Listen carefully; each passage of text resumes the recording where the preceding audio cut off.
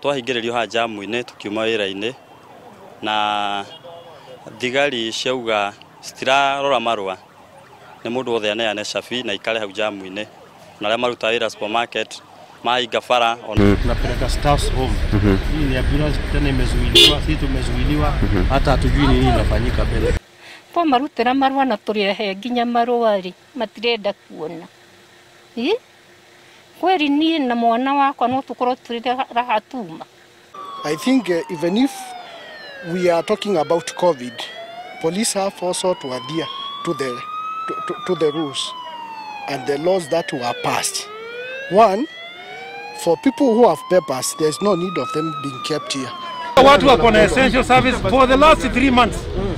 Miezi mitatu imekwisha, tumekuwa tukisema wanatumia hizi lane za ndani. Huko ndani huko kwingine mnaenda kufanya nini? Si ni ujeuri tu. Ndio mkuja kusumbua akili yangu. Kwa hiyo line. Mimi nasema mngekuwa kwa hii line huko mlienda kufanya nini?